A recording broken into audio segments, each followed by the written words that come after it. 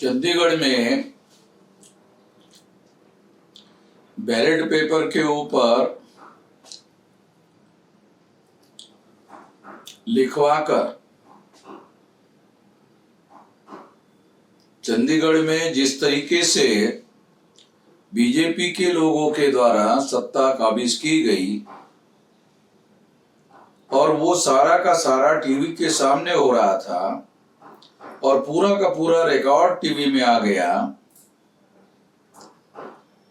सारी दुनिया के लोगों ने ये देखा कि किस तरह से चुनाव में धांधली करके, चुनाव में घोटाला करके चुनाव जीता जा सकता है।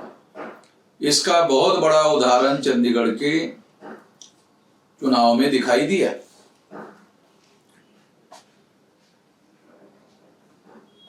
इस बात को ध्यान में रखते हुए मैं इस बात को ऐसे मानता हूं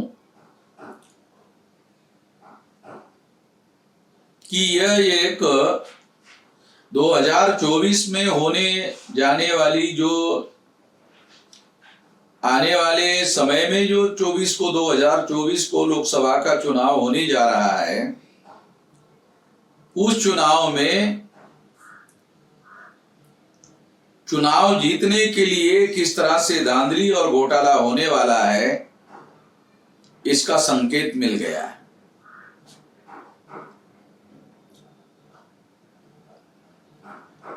पिछली बार 2019 के चुनाव में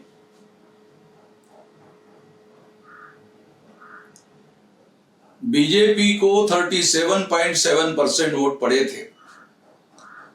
इसका मतलब यह है कि 62.3% वोट अपोजिशन पार्टी को मिले थे। तो फिर अपोजिशन पार्टी चुनाव क्यों नहीं जीती? तो अपोजिशन पार्टी के लोग यूनाइटेडली चुनाव नहीं लड़ रहे थे, बिखरे हुए थे और इस वजह से वो चुनाव हार गए थे। इस बार जो बिखरे हुए लोग थे वो सारे के सारे इंडिया गठबंधन के नाम पर इकट्ठा हो गए। ऐसा होने की वजह से 37.7% वर्सेस 62.3% के बीच में ये लड़ाई है। इस आधार पर यह कहा जा सकता है कि बीजेपी के चुनाव जीतने की संभावनाएं दूर दूर तक नहीं है। इसके बावजूद भी नरेंद्र मोदी और भारतीय जनता पार्टी और आरएसएस के लोग चुनाव जीत सकते हैं। और चुनाव जीतने का तरीका क्या होगा, ये बात चंडीगढ़ के चुनाव में जो टीवी के सामने हो रहा था उससे पता चलता है। इंडिया गठबंधन के लोग चुनाव जीत सकते हैं, मगर वो ईवीएम के द्वारा चुनाव हार जाएंगे, इसकी ज्यादा से ज्यादा संभावना है। ऐसे परिस्थिति में भारत के जो मतदाता है उन लोगों को जगाया जाना बहुत जरूरी है, इनको समझाया जाना बहुत जरूरी है, जागृत करना जरूरी है। इस बात को ध्यान में रखते हुए, चंडीगढ़ का उदाहरण देते हुए मैं ये बात समझाने का प्रयास कर रहा हूं कि 2024 के चुनाव में ईवीएम में बड़े पैमाने पर घोटाला करवा के चुनाव करवाया जा सकता है, चुनाव जीता जा सकता है। इसका उपाय ये है कि सारे अपोजिशन के लोग मिलकर ईवीएम के द्वारा चुनाव ना हो, इसके लिए कोशिश करना होगा। अगर सारे अपोजिशन के लोग मिलकर सड़कों पर आंदोलन करने का काम करते हैं तो ईवीएम के द्वारा चुनाव नहीं होगा, बैलेट पेपर पर चुनाव होगा। और बैलेट पेपर पर चुनाव होने के बाद बीजेपी गठबंधन के चुनाव जीतने की संभावना नहीं रहेगी। एकमात्र संभावना है बीजेपी के चुनाव जीतने की, और वो ये है कि वो ईवीएम में घोटाला करे।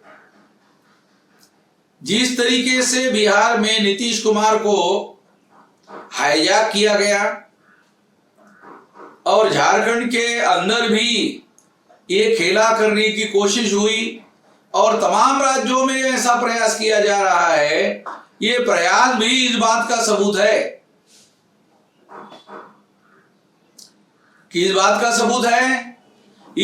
सबूत है कि नरेंद्र मोदी चुनाव के पहले ही इस बात को स्वीकार कर चुके हैं कि वो चुनाव जीतने वाले नहीं है और इसी वजह से वो ये सारी बातें करते हुए दिखाई दे रहे हैं।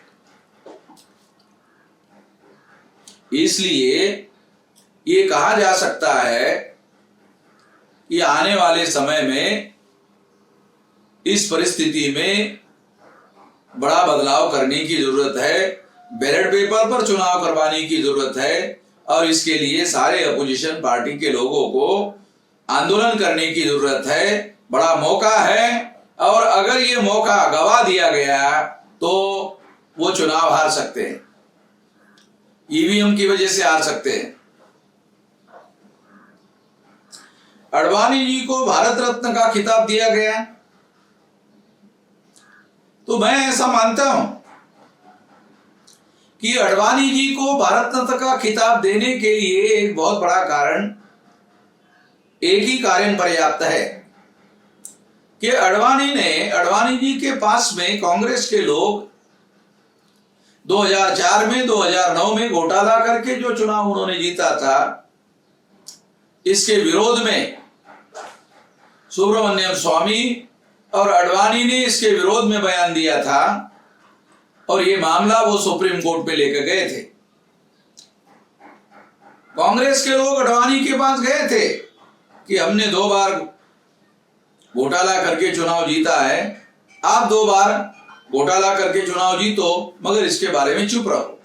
मगर आडवाणी जी ने इस बात को मान्यता नहीं दी, इस बात को मानने से उन्होंने इनकार कर दिया। इससे ये बात प्रूव हो जाती है कि व्यक्तिगत रूप से आडवाणी जी एक ईमानदार व्यक्ति है, ईमानदार व्यक्ति थे, इस वजह से उन्होंने ऐसा किया था। वो एकमात्र कारण, इतना बड़ा कारण उनको भारत रत्न देने के लिए पर्याप्त होना चाहिए, ऐसा मैं मानता हूं।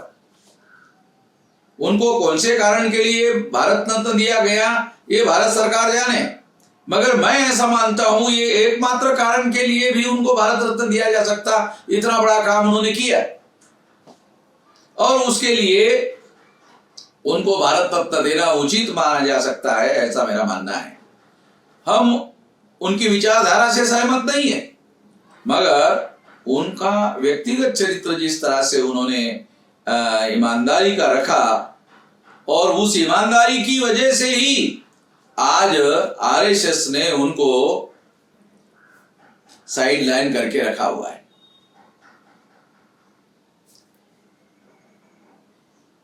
जबकि सभी प्रकार की योग्यता के बावजूद भी उनको एक अवसर दिया जाना चाहिए था